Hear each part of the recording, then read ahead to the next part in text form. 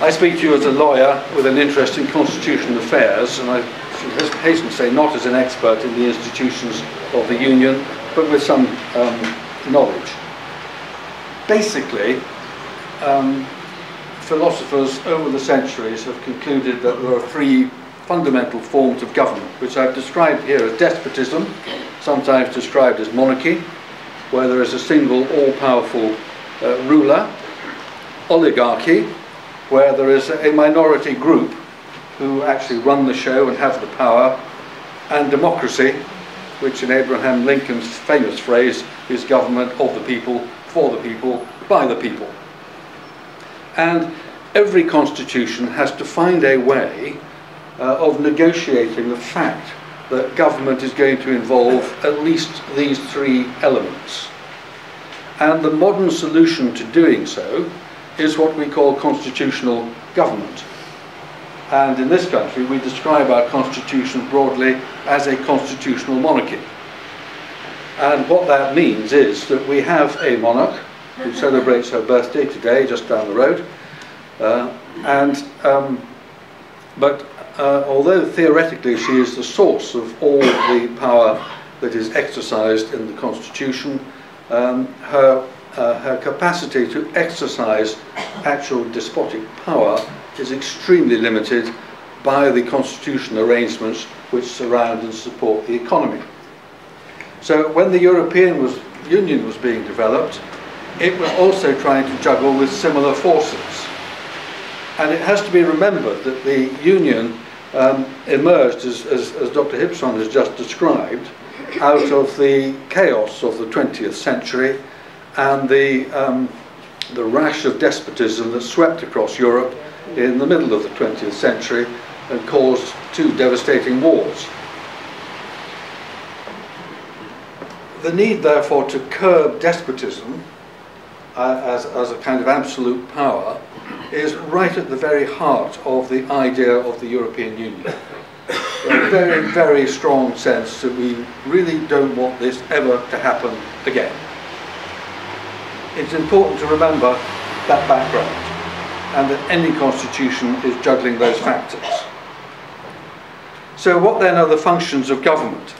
That's the next question which anyone has to answer when they're looking at how you're going to form a government and a constitutional system. And essentially there are three. There's the legislative power, which is the power to make laws. There is the executive power, which is the power to carry the laws into effect, the power to actually do things. And there's the judicial power, which is the power to interpret and enforce the laws. And in this country, our legislature is the Queen in Parliament. Our executive is the Prime Minister and the Cabinet, and I suppose you'd include the civil service. And the judiciary is the Supreme Court and the judicial system which administers the system of justice. Under the auspices, it has to be said, of the Ministry of Justice, which is a part of the executive. Now, that's an important observation because emerging over the last 200, 250 years has been another constitutional doctrine called the separation of powers. The conventional theory of the separation of powers is that each of these three main functions should be independent of each other, so as to create a system of checks and balances that makes the best use of all three forms of government and prevents any of them from overwhelming the others. This is because if, for example, the judicial power were to be entirely subject to popular election, you'd have to have a popular vote about every question of law that arose, and the whole judicial system and our means of actually administering our legal system would be, at the very best, extremely difficult. So the doctrine of the separation of powers is perhaps most clearly seen in the United States, where the Supreme Court works independently. Then you have the Senate and the House of Representatives, which is the legislature, and the executive is the president and his cabinet, which is elected quite separately from Congress. The European Union tries also to juggle these various elements of government. And so in order to do so, it has developed basically 7 institutions, although, as David said, initially arising out of 4. And these are the 7 institutions: the Parliament, the Council of the European Union, which is really the Council of Ministers, the European Commission, the Court of Justice, the European Central Bank, and the Court of Auditors. And I dug out this diagram for you. You've got it on a sheet of paper, I hope, because I wasn't sure if you'd be able to see it on the slide. From here it looks all right. That's one version of how they all fit together. The captain of the ship, as it were, is the European Council, which consists of the heads of state of the member states, heads of government rather, and the president of the Commission. It has its own president as well, and there's also a Council of Ministers, which is a sort of subsidiary council which allows specific areas of policy to be considered by the ministers from the member countries most concerned with those particular areas. So agriculture and fisheries, environment, the things that the European Union has taken into its competence, the ministers most concerned with those in the member countries would join in the Council of the EU to make decisions. And the role of the Council is, as it were, to set policy and to set policy, agree the treaties and so on. And so that sets the framework within which the other institutions of the Union actually act. So that is largely what the Council does. The European Parliament is the legislative assembly. There are now 750 seats in the European Parliament. The UK has 73 of them. And it deals with proposals, inquiries and petitions of one kind or another. It is consulted about legislation, and it does have some power to amend legislation and send it back to the Commission. It's the Commission that actually proposes the legislation, and so it works rather differently from our Parliament, where, as Dr. Hipshon mentioned, there is a power of Parliament itself to initiate legislation, although in fact most legislation is initiated by the government of the day, and then it has to be passed through Parliament and agreed to by Parliament. The European Parliament is not as powerful as the British Parliament. It's not as significant in the whole setup, but it is worth noting that its powers are steadily increasing, and that although we have to make a decision as things are now, it's not the case that things as they are now cannot change. They almost certainly will change. The whole system of European Union is a developing system. It's not set in stone. The Council, as I said, is the Council of Ministers, the government ministers from member states. It shouldn't be, as David said, confused with the Council of Europe, which is, as he said, there are 47 members of the Council of Europe, there are only 28 members of the European Union. The confusion extends to the fact that the Council of Europe, for its plenary meetings, uses the same premises as the European Parliament when it is in Strasbourg, and when the European Parliament moves to Brussels for its meetings, the Council of Europe moves into the Parliament building, and when they come back again, it moves out again. I don't know how it works in practice, but apparently it does. I've been there when the Council of Europe was there, and it's again, it's not like our Parliament. It's not set up in an adversarial way with the government and the opposition banging away at each other. It's a nice, very large horseshoe accommodating 750 odd people who are able to stand up and speak, and they meet in their different groups.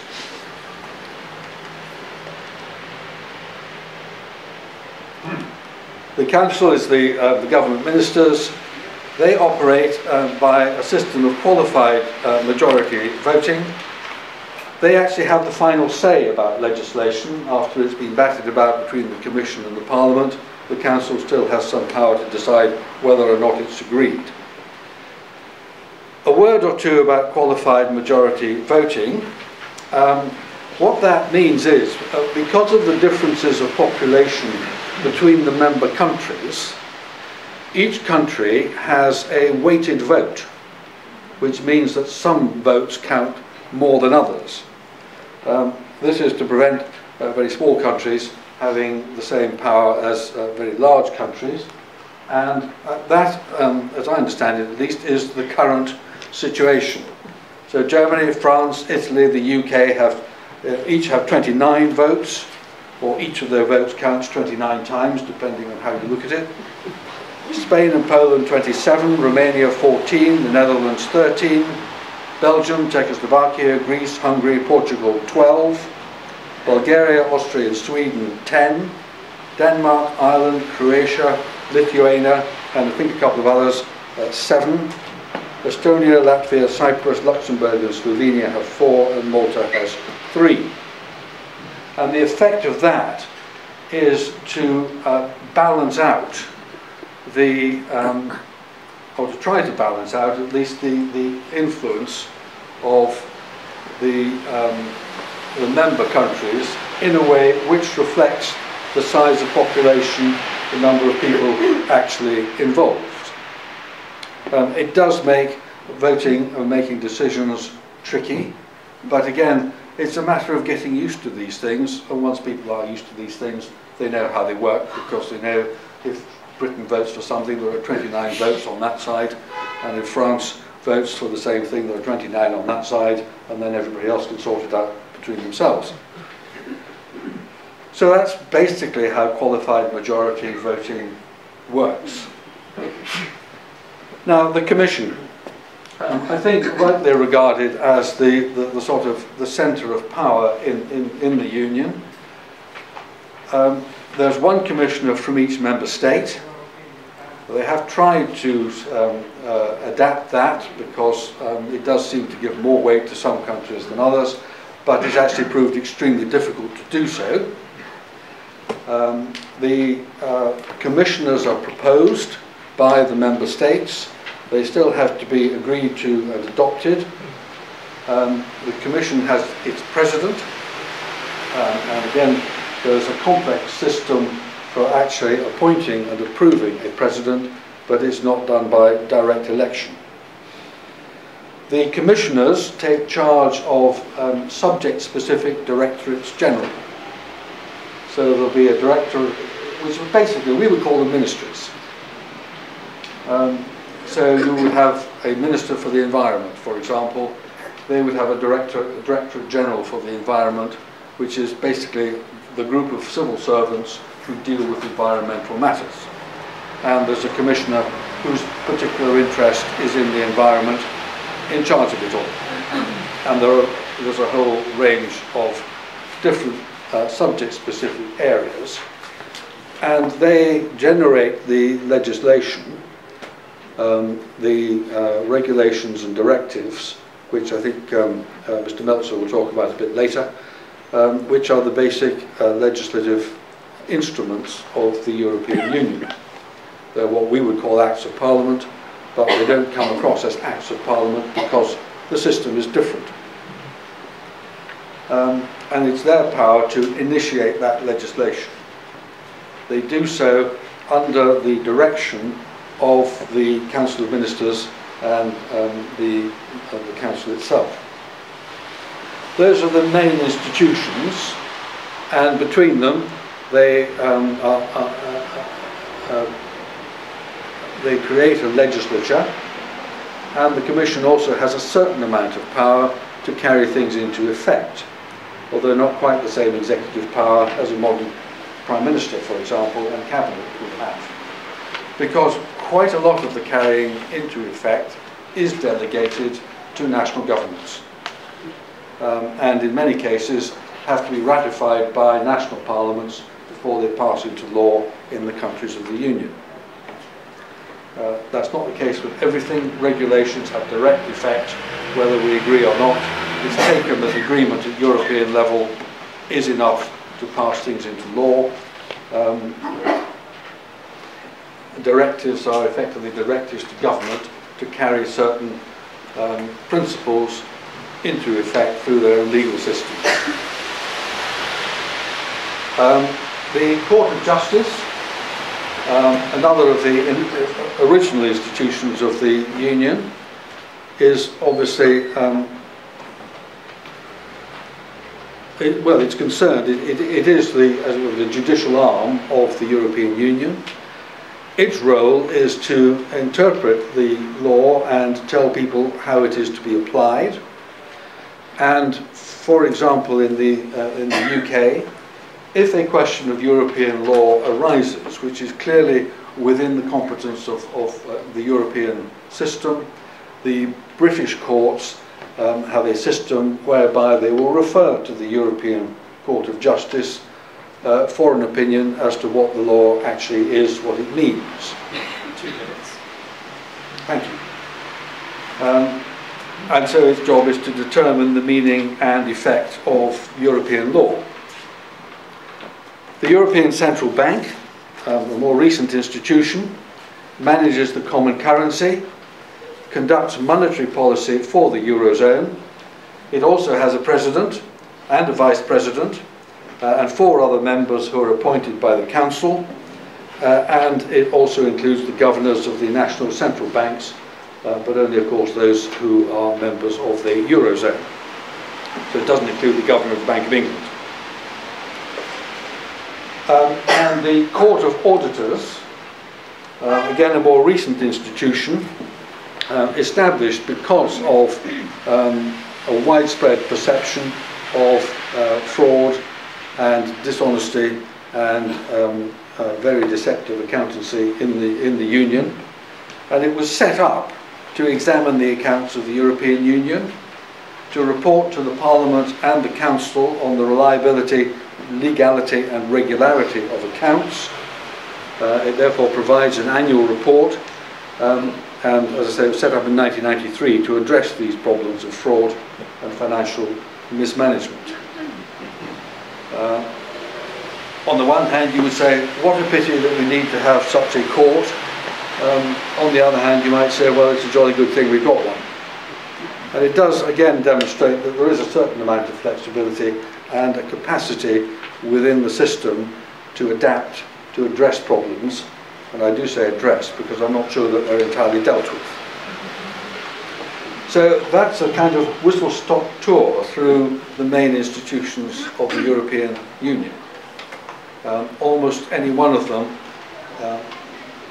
deserves a seminar on its own. We obviously don't have time for that. But I hope the description serves to demystify what this thing called Brussels actually is. Thank you.